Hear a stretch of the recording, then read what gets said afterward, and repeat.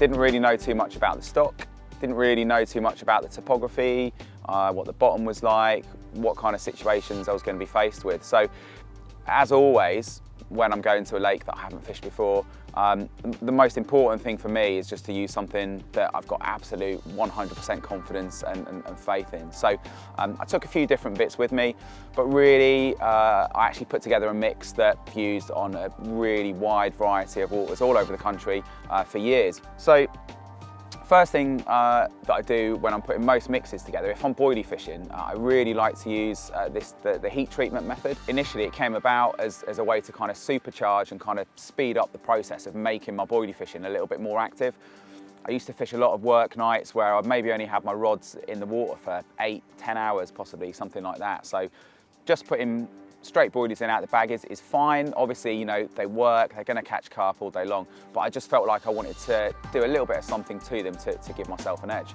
So what I do is I've got a kettle, obviously not the kettle that I make my tea in, take another one, stick some lake water in there, boil that up, put however many boilies you know, I want to put out, or if I think I'm going to possibly you know, have to rebait at some point, you know, I might make a slightly bigger mix, but put some boilies in, heat up the lake water, get that boiling, pop that on top of the boilies, and I put just enough water in so it just sits over the top of it. You don't want too much, because actually you want most of that lake water to be absorbed into the boilie.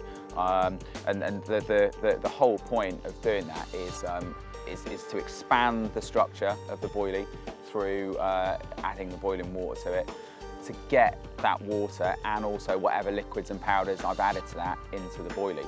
So it does a couple of things, I think, for me.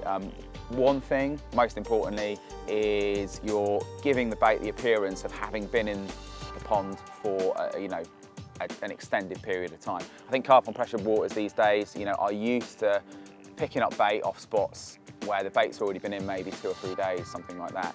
So what I wanted to do was recreate that situation, but in a much shorter space of time. So it makes the boilies softer, a lot quicker, just gives them that paler, washed out, slightly swollen appearance.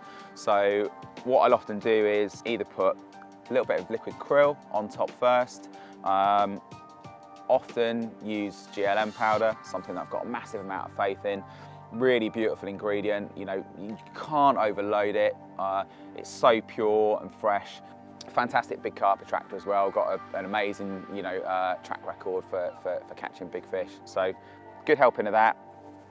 Coat the baits, boiling water over the top, and then let that sit for an hour, 6 hours, overnight if I've got the time. That's the base for my mix. A lot of that water will be taken in by the baits, and then I can add some other things to it. So this trip, I decided that it was clear water, you know, immediately, obviously that was the one thing that struck me about the lake, crystal clear water. So I didn't want something that would be really blatant and visual. So I just opted for the boilie and just some pellets.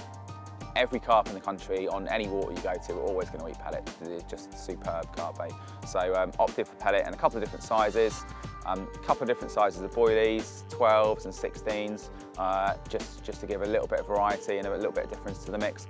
And something I've done for years on lots of different waters is just add a tiny little bit of something visual to it. I don't really like mixes that are really blatant and have got lots and lots of kind of different things in, different colours. I like to keep it kind of quite dark and quite similar, the pellet and the boilie, both being pretty dark. Just a tiny little sprinkling of something visual on the top. So just half a handful probably of corn, and all the liquid from the corn as well. That liquid's great.